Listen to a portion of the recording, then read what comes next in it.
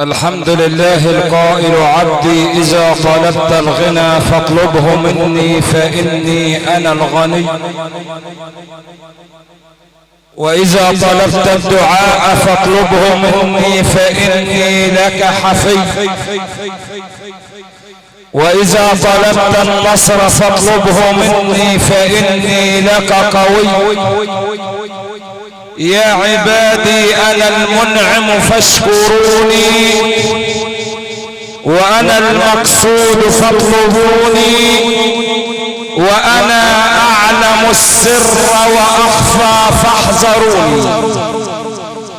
عبدي خلقتك من عدم إلى الوجود فأنا الله، وأسبغت عليك نعمي ظاهرة وباطنة فأنا الرب، وتبت إلي فأنا الرحمن، وندمت على ما فعلت فأنا الرحيم.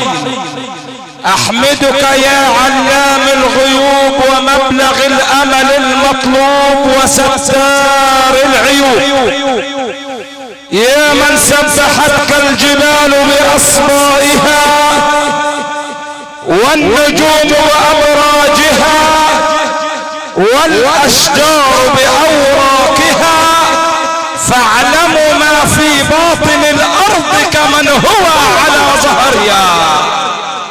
وأشهد أن سيدنا ونبينا وحبيبنا وعظيمنا سيدنا محمد رسول الله الذي أرسله الله إلى الخليقة هاديا وعن المنكر ناهيا وللمعروف آمرا ولكتاب الله جل في عليائه تاليا.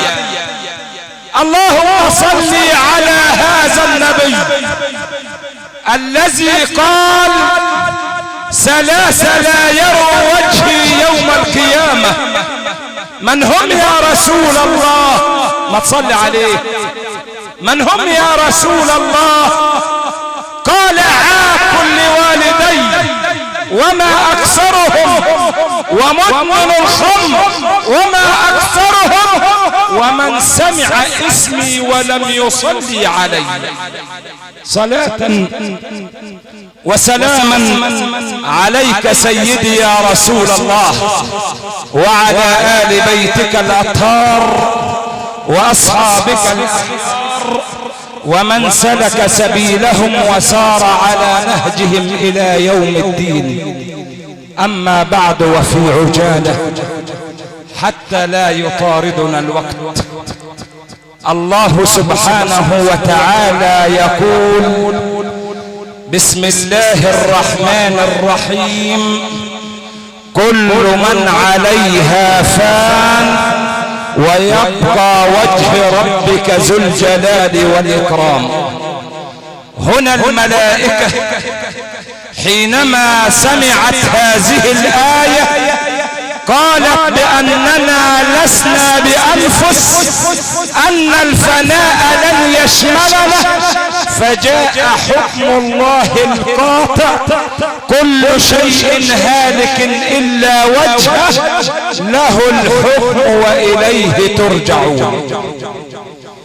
يعيش الإنسان حياة طويلة، يبحث هنا وهناك، وإذا ما انتهى الأجل ودقت ساعة الصفر وأصبحت في لحظاتك الأخيرة، يبعث الله لك الملائكة تنادي عليك وأنت في الأوتار الأخيرة من حياتك.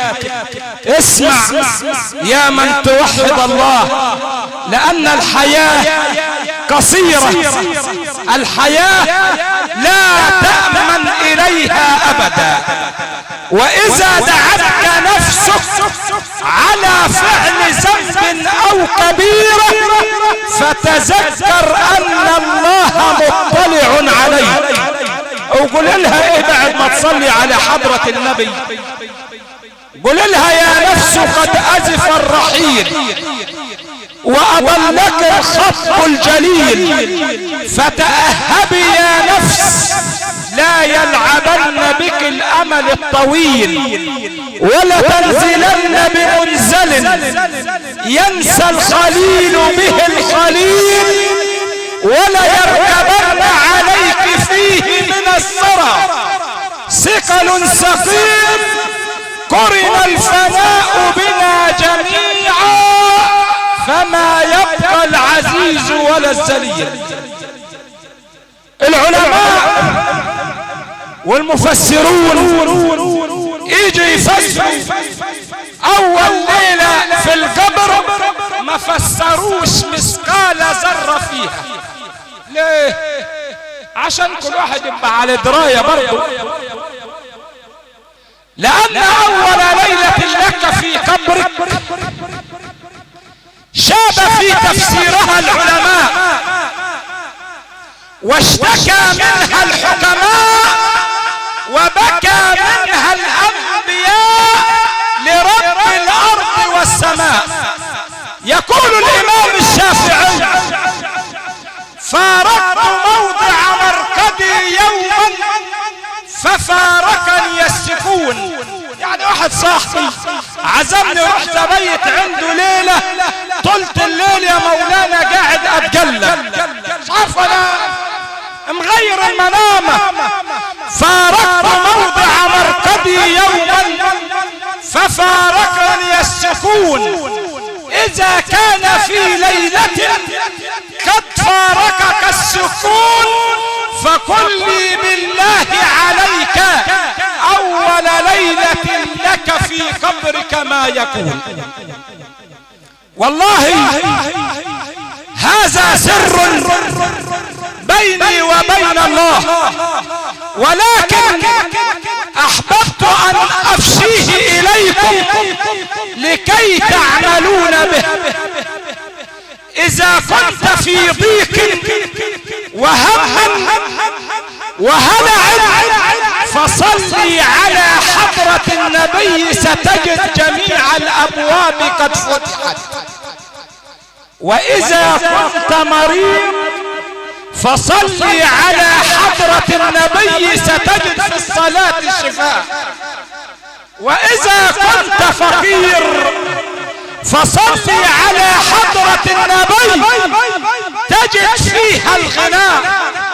واذا كان بك قلق فصلي على حضرة النبي تجد فيها السكينة. وصدق الشعراء إذ مدحوا حضرة النبي بعدما أن تصلي عليه. قالوا ايه؟ يا خاتما للمرسلين ومن به تشفى الجراح لمن أراد تداوية. الكلام يجاهو عينها تصلي على النبي هتشفى. قالوا يتيم فقلت ذاك وسام يعلو به فوق الكواكب ساميا. ما كان مثلك يا رسول الله أن يكن له أب يرعاه أثناء الطفولة آوية. إن كنت لم تنعم بظل إبوة فالله آثر أن يضمك راعيا. قد كنت طفلا صل عليه، قد كنت طفلا فوق ثدي حليمة تؤتي الرضاعة سوى نصيبك راضيا. تعطيك ثدي اليمن تقبل شاكرا، تعطيك ثدي أخيك ترفض آبيا. عجبي ما تصلي عليه، عجبي لطفل كان في إرضاعه حكما لمرضعة لديه وقاضيا. الجود طبعه والسخاء مجمع والماء ينبع جاريا. تسقي العطاش يوم القيامة إذا دعيت بأصبع فيفور منه الماء شهدا صافيا. أتكون زمزم يا رسول الله أم لا؟ فرع يمر من بخلالك من به خافيا. في نهاية حديثي أتقدم بخالص عزائي إلى أسرة البيل جميعا، صغيرها وكبيرها، ولكن ما بيني وبين ربي والحاج عبودة وأهل بيته شيئا منذ أن كنت في الدراسة تربيت مع أبنائه، وكانت رحمة الله، والله لن أقول هذا الكلام رياء ولا نفاق، ولكن أذكر الخير الذي صنعه معي، لأنه رجل كريم جواد. أسأل الله أن يغنيه غناء لا يفتكر بعدها أبدا. كانت أمه عليها من الله الرحمة، كانت دائما تهدهد علي وأنا في أولى إعدادي في المدرسة، وتقول لي يا بني إني أحب اليتامى، فانظر إلى ميتة هذه المرأة الطيبة الطاهرة الكريمة في بيتها الجوادة. يقول حضرة النبي سأخدم في من أكرم ضيفه وكان كريما في بيته، إذا مات الكريم في بيته وحمل على الأعناق وذهبوا به إلى المقابر، نادى مناد في أهل المقابر، ما توحد الله، قال إيه؟ قال يا أهل المقابر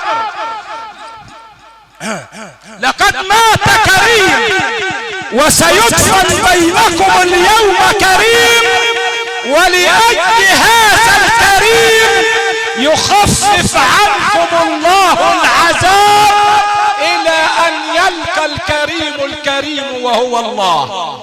فأسأل الله العلي العظيم رب العرش العظيم في هذه الساعة الطيبة المباركة أن يتغمد الفقيدة بواسع رحمته.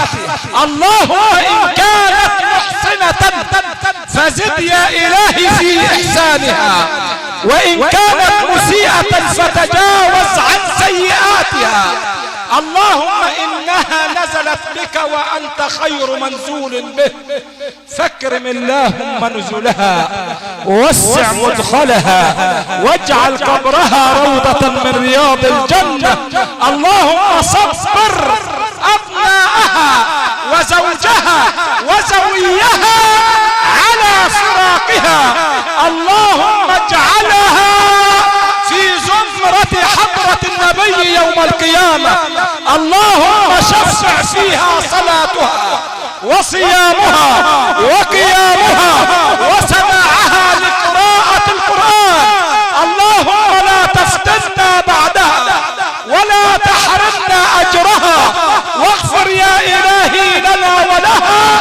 عباد الله، شكر الله سعيكم وغفر الله ذنبكم، والسلام عليكم ورحمة الله وبركاته.